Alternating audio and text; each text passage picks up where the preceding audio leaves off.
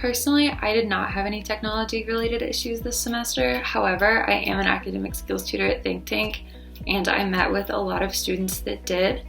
So something that we've developed at Think Tank is an online masterclass plan. It's been around for many years, but this year we kind of updated that to include a way for students to make a technical plan.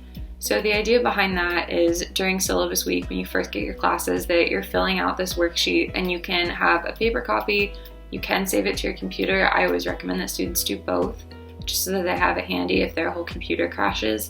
But it gives you the opportunity to write down a plan for all of your classes, so you can put down emails, contacts, helpline, phone numbers. In case anything goes wrong, you have all of your resources in one place and you know what to do.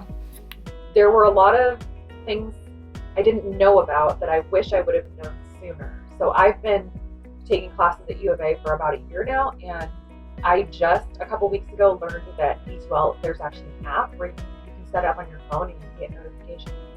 So that's something that, maybe during my orientation, it would have been really nice to know about. And it's something that if you're only doing online courses and you don't have that interaction with other students, that you might if you lived in the dorms or went to in-person classes, you might know about.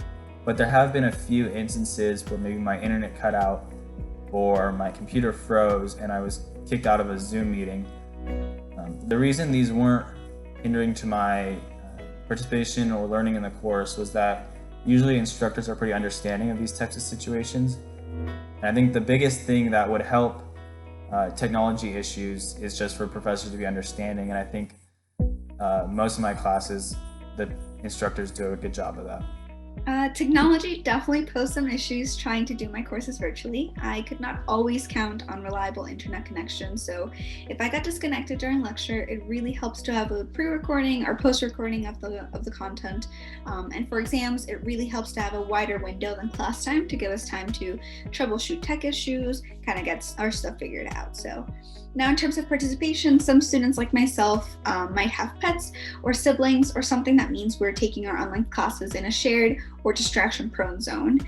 So this means that it can be kind of hard to keep our cameras on or unmute or really participate actively. I think making participation requirements with tech issues in mind really helps students. So for example, my professors had short surveys due at the end of the day or week for participation instead of requiring in-class participation. Or maybe sharing with students who may be around Tucson or campus, the resources on campus for those who might not know that you can borrow laptops or have actual hotspots for internet can really make a huge difference for those students that are around Tucson.